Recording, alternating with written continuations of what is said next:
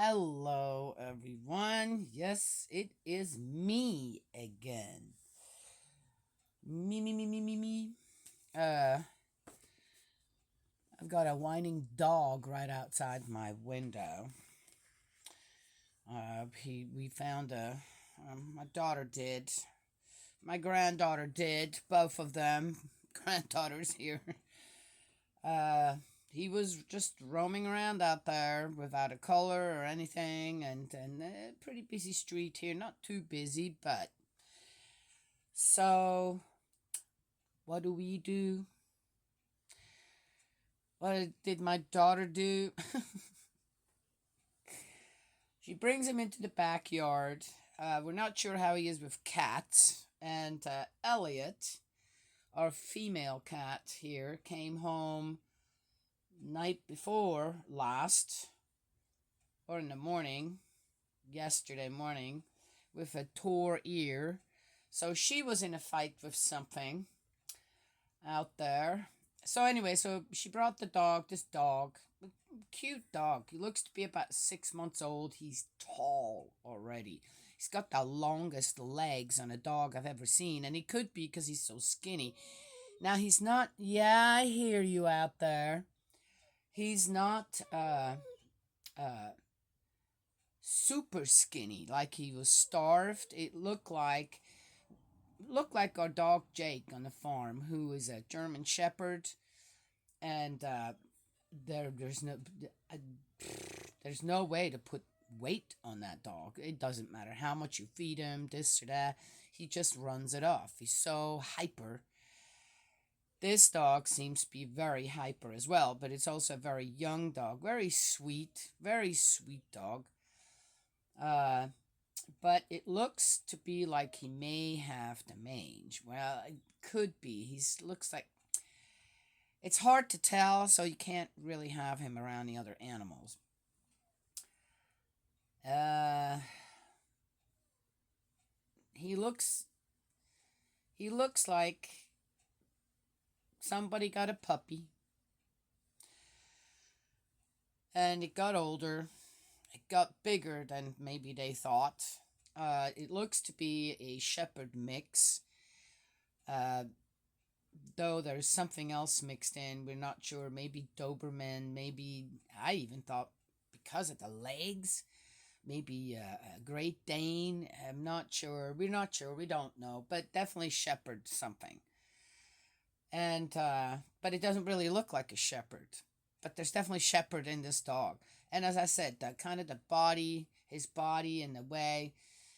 All right. Anyway, it's one of those things where you're going, is this dog really taken care of? He looks like he's been chewing on one of his legs. Um, it could have been just something he got into.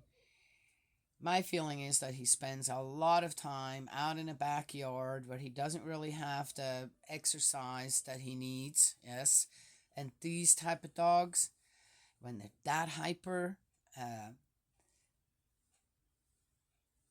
uh, it's a bad situation to have a dog like that in a city, in a town, with a small backyard, and then not have the time to take them for the long walks or for long runs or whatever.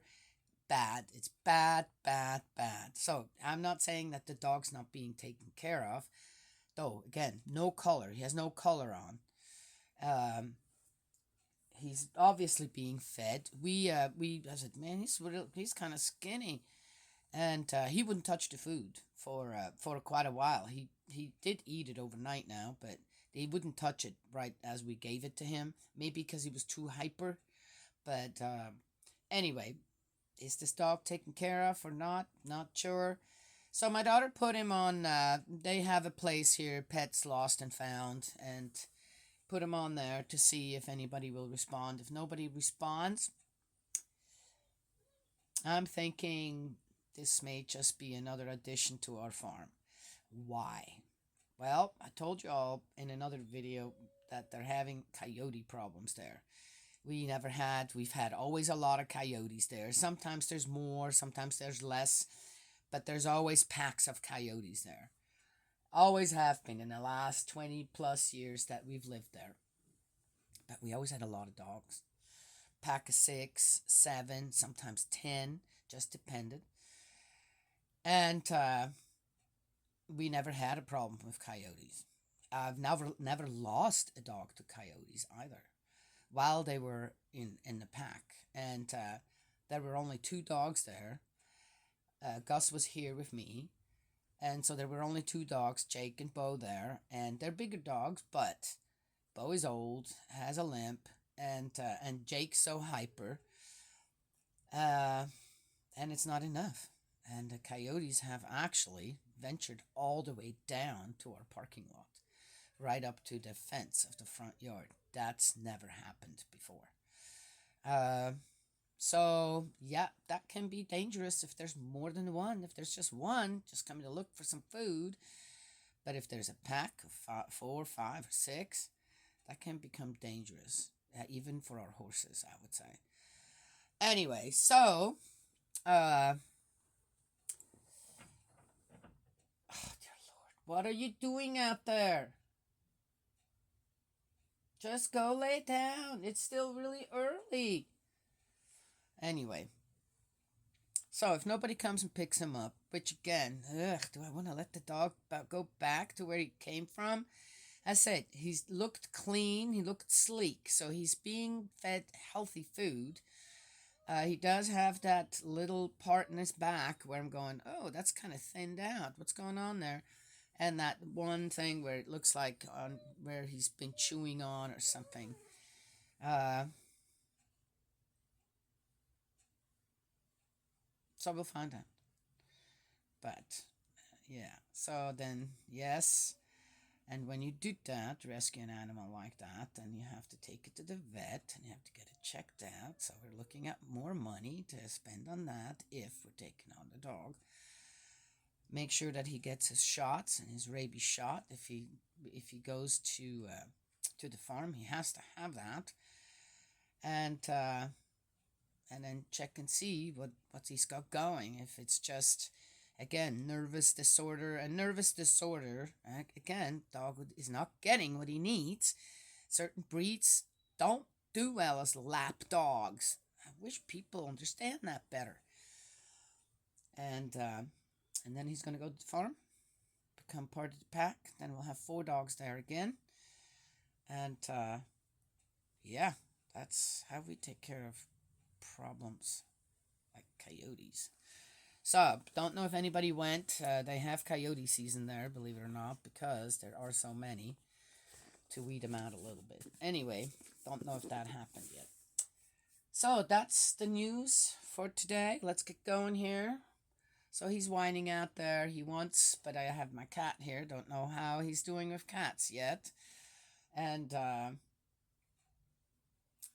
again, he hasn't had a bath. We got him. It was late last night, so but it's warm out there, so he's on the porch with a big old bed, this and that. So he was playing food and water, so he's fine, and he's very easy to teach. I've already he jumps up too. Has a bad habit of jumping up. So again, whoever had him didn't teach him anything.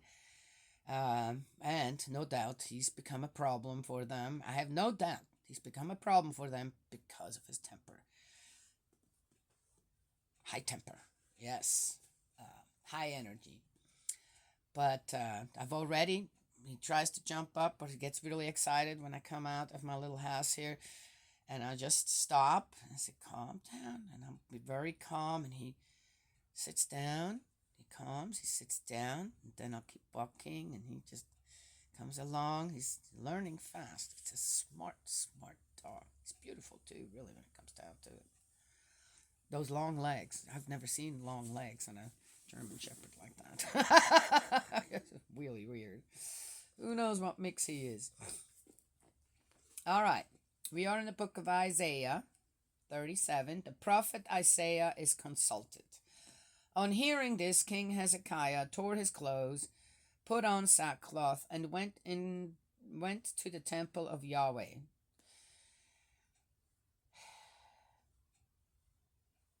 It's such a thing. tore his clothes, put on sackcloth, and went to the temple of Yahweh. As if that's going to make a difference? What people think that's going to make a difference? Huh? Oh, I got a good joke on that one too.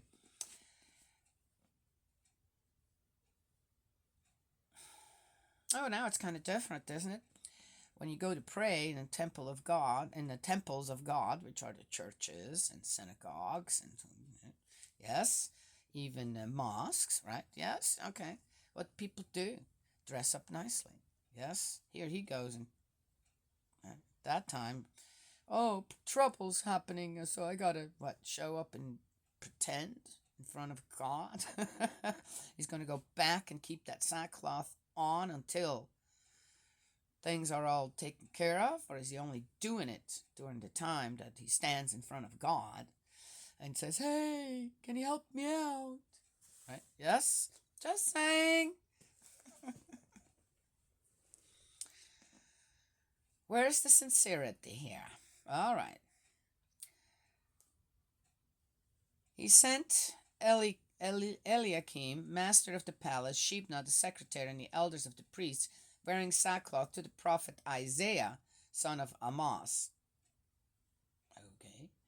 They said to him, "This is what Hezekiah says. Today is a day of suffering, of punishment, of disgrace. Children come to birth, and there's no strength to bring them forth. May Yahweh your God hear the words of the cupbearer in chief, whom his master, the king of Assyria, has sent to insult the living God, and may Yahweh your God punish the words he has heard. Offer your prayer for the remnant still left." Now, did that cupbearer insult God? He just says, "Hey, your God, I think, wants us to take over." Hey, okay, so it's kind of doing the same thing that the kings of Israel have done, telling people God and the prophets and the Levites and the priests, high priests, God wants us to, God wants you to, right? They did the same thing. Here's the cupbearer who says the same thing to them now, and they don't like it. That's an insult to God. What's the difference? Is there a difference? I don't think there's a difference. I'm just saying. Yeah. Maybe I got it all wrong. Could have. All right.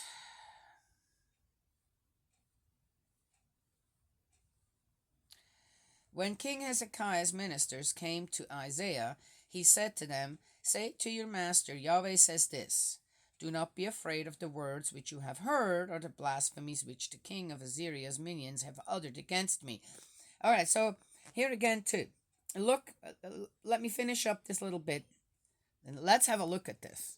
Okay, I find this very important on how things already at that time went as it does now when one does not have all the information. Look, I am going to put a spirit in him, and on the strength of a rumor he will go back to his own country, and in that country I shall make him fall by the sword. Okay. So here is Isaiah. First of all, again, rather than, well, let's see if we can come to some kind of an agreement with these people, right? I mean, if the strength of God is here anywhere, will be anywhere present. I'm sorry, honey. Will be anywhere present. Was in the past, here now, maybe in this case, in the near future. Why would one not try to go out and say, "Look, let me tell you something. Let's try and figure this out without any of us getting killed," right? Oh, you really want to take on the possibility that what you said about our God might actually not be in favor with you, but in favor with us. Okay, just saying. Right? Yes, one can always try. Right? Yes, yeah. But what happened here is that Isaiah wasn't there. They went to Isaiah, and then they recounted whatever they wanted to say. Did they give it exactly in the way that it happened? Or did they just tell Isaiah, "Hey, this is what's happening," and and well, wait a minute. Didn't Hezekiah already go, and what did he do exactly? He went to the temple of Yahweh. well, if he went there, why are these other guys? So he went to consult with God. Well, why did then the other three go to Isaiah? So what happened? He needed backup? Or did God not answer to Hezekiah? Interesting. Are people noticing things like that? Are reverends, pastors, priests noticing things like this? The inconsistencies here? And kind of wonder about it? Where is God in all this? Is he there? Does he want anything to do with this? Or not? Yes? Okay. Hey, I didn't write this down. I'm just reading it. So I'm going with it.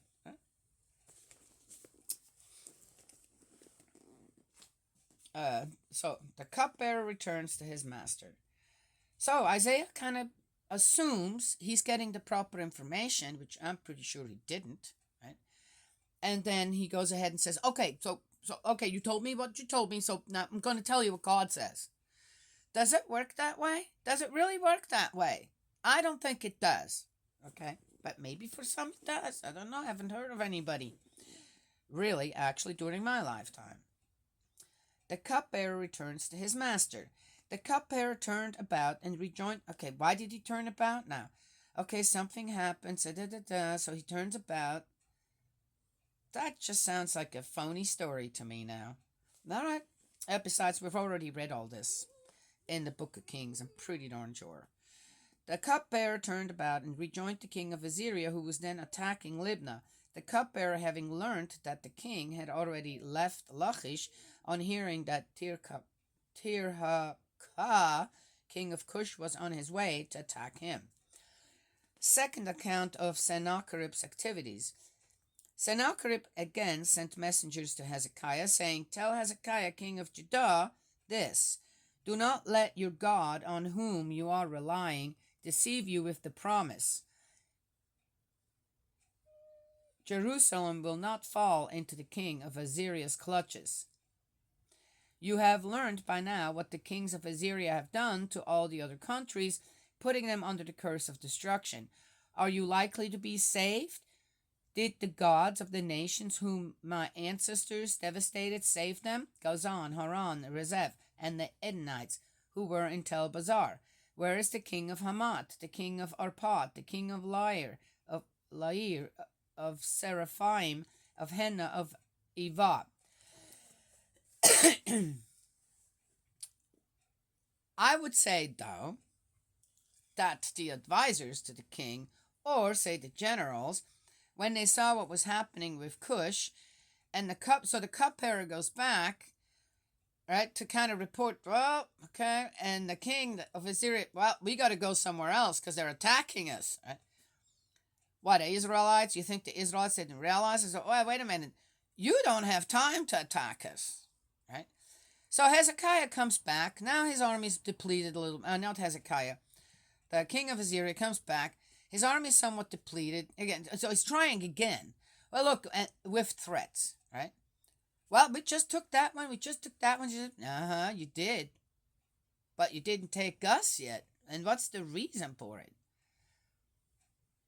The Israelites may have been a bit stronger at that time than the king of Assyria thought. I don't know. I'm just gleaning this out of this whole thing here. And again, it's just a story. Right? I wonder if it actually happened that way or not. Where, actually the king of Assyria learned that, whoa, hey, I gotta turn back. I got somebody's invading me now while I'm trying to invade somebody else, right? Yes, and I kind of went from there, and then there was a story built around it because it was the Israelites, right? Yes, that's kind of what I'm thinking happened here. Don't know for sure, but pretty sure. Hezekiah took the letter from the messenger's hand and read it. He then went up to the temple of Yahweh and spread it out before Yahweh. Hezekiah said this prayer in the presence of Yahweh. So what happened to Isaiah?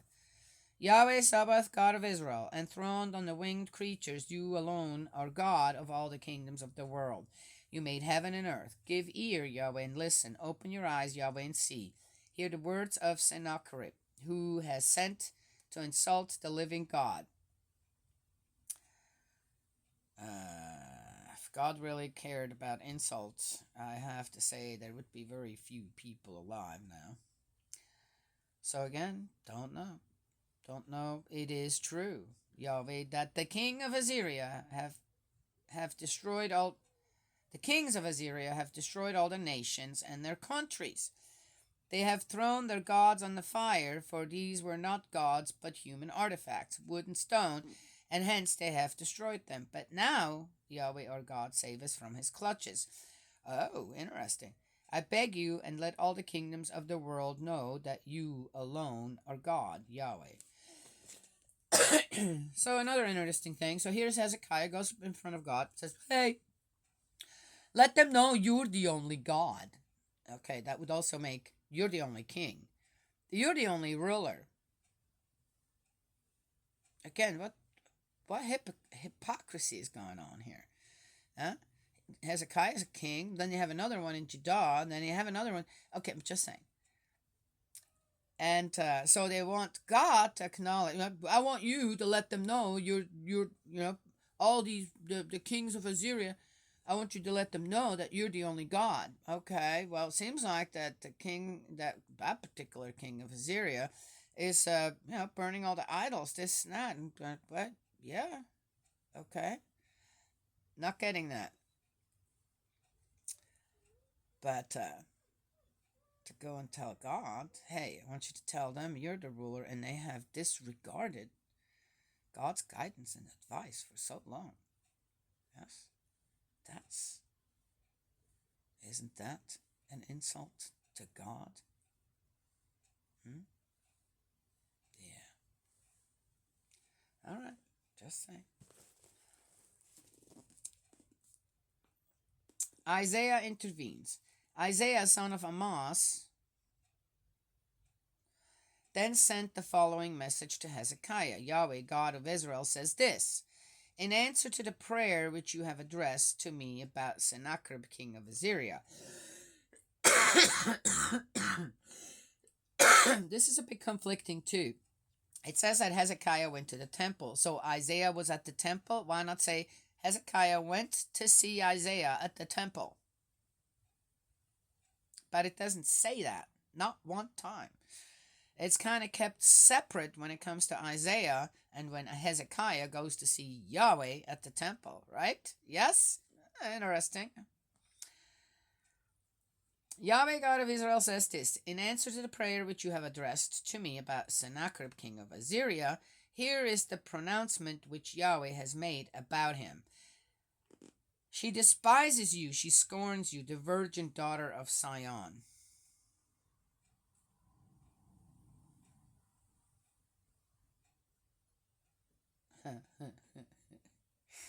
Okay. Here we go. Isaiah, what are you doing? She tosses her head at you, her, the daughter of Jerusalem. Why would God now? So God, whom have you insulted? Whom did you blaspheme? So Isaiah takes it very to heart, says, yep, God is insulted and has been blasphemed. And then takes it upon himself to give the message from God and insult women. Would God do that? Well, why use she? I'm not getting it. She? Isn't it a he?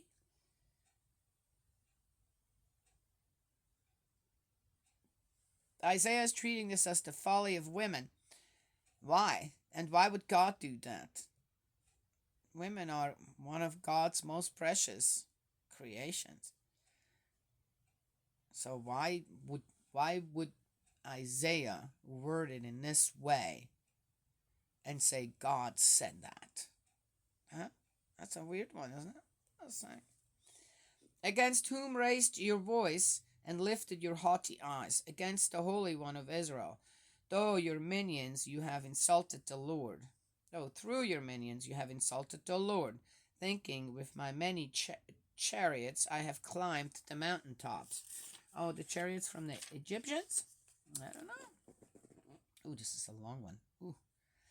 The utmost peaks of Lebanon I have felled, its mighty cedars, its finest cypresses, have reached its further peak, its forest garden. Yes, I have dug and drunk of foreign waters. Under the soles of my feet I have dried up all Egypt's rivers. Do you hear? Long ago I prepared this. From days of old I actually planned it. Now I carry it out.